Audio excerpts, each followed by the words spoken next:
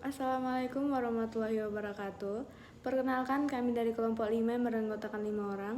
Yang pertama ada Muhammad Rizkananda Fahri, yang kedua ada Fiona Asmara, saya sendiri, yang ketiga ada Nur Salma Barusiagian, yang keempat ada Syafira Indriani, dan yang kelima ada Melani. Di sini kami dari kelompok 5 akan mempresentasikan hasil diskusi kami mengenai implementasi e-government di Indonesia.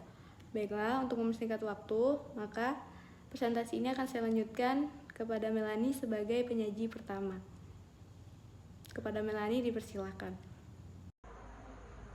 Baik, terima kasih moderator. Nah, di sini saya akan menjelaskan mengenai definisi e-government. E-government adalah tentang penyampaian informasi pemerintah dan penyelenggaraan pelayanan secara online melalui internet atau alat digital lainnya.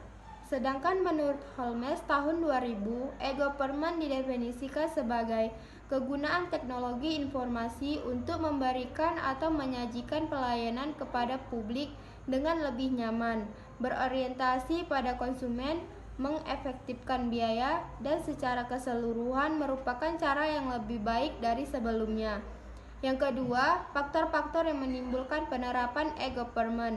Yang pertama, faktor internal. Faktor-faktor yang mempengaruhi pelaksanaan e-government di negara Indonesia diantaranya yaitu kepemimpinan, sumber daya manusia, pengelolaan informasi, dan biaya organisasi yang masih belum seperti diharapkan.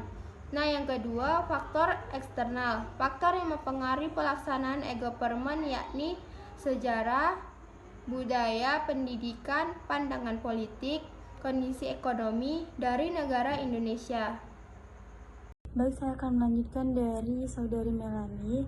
Terdapat 3 macam e-government. Yang pertama itu ada e-commerce, yang kedua itu ada e-market, dan yang ketiga itu ada e-product.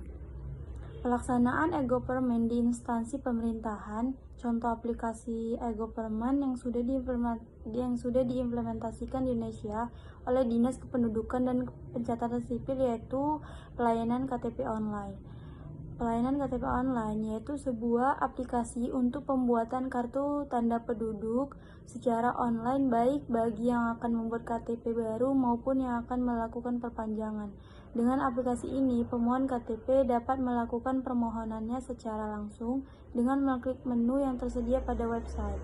Aplikasi pelayanan masyarakat ini untuk pengurusan izin gangguan bagi yang akan menjalankan sebuah usaha ataupun untuk perpanjangan bagi usaha yang sudah memiliki izin usaha yang telah habis masa berlakunya. Dengan aplikasi ini, setiap pemohon dapat mengajukan permohonan dan mengisi formulir kapanpun dan dimanapun selagi masih terhubung dengan internet. Dengan begitu, pemohon tidak perlu mewakilkan ke orang lain untuk pengurusan izin ini. Baik, penjelasan selanjutnya akan dilanjutkan oleh Rizky. Contoh kasus penerapan aplikasi e-government di Indonesia. Yang pertama, Kabupaten Sragen, yaitu dengan mengembangkan OSS. OSS Center atau One Stop Service adalah sebuah institusi yang memberikan dukungan pengembangan satuan kerja layanan perizinan terpadu. OSS Center mendukung terwujudnya inovasi layanan perizinan terpadu di daerah yang pada kenyataannya masih memiliki keterbatasan untuk dari tingginya kompetisi bisnis di tingkat lokal maupun nasional. Keterbatasan OSS Center akan memiliki korelasi positif terhadap perbaikan pelayanan publik pemerintah terhadap investor baik PMA maupun PMDN dan pebisnis lokal. Yang kedua, pemerintah Surabaya menerapkan e-procurement. Dengan adanya e-procurement yang dikembangkan pemerintah Surabaya, maka masyarakat Surabaya bisa lebih mudah untuk mengetahui proyek yang sedang ada dan mereka bisa lebih mudah untuk ikut dalam lelang tender proyek tersebut.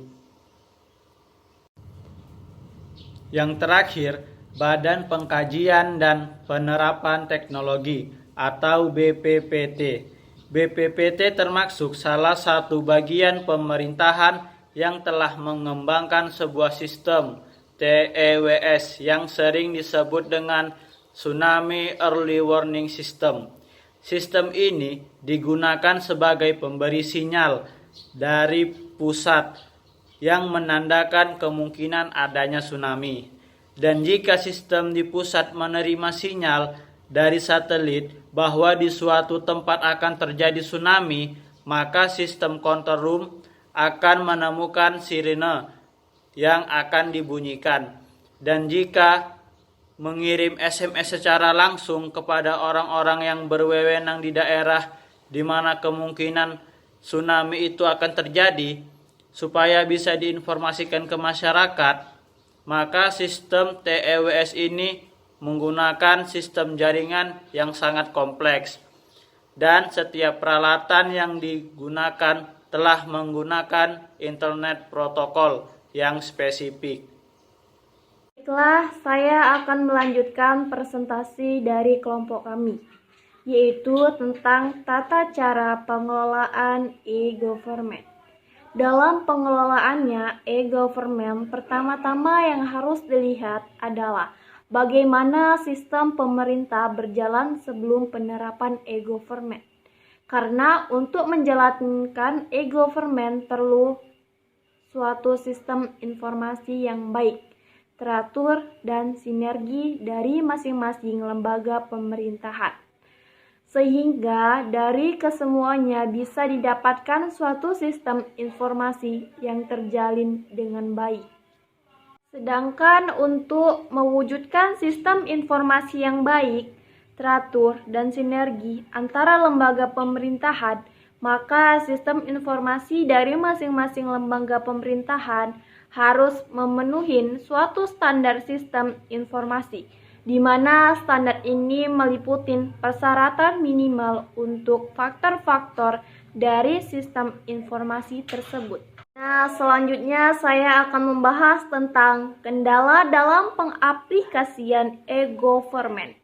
Salah satu kendala utama dalam pelaksanaan e-government adalah kurangnya ketersediaan infrastruktur telekomunikasi.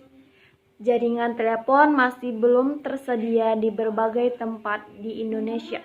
Biaya penggunaan jasa telekomunikasi juga masih mahal. Harapan kita bersama hal ini dapat diatasi sejalan dengan pengembangan telekomunikasi yang semakin canggih dan semakin murah.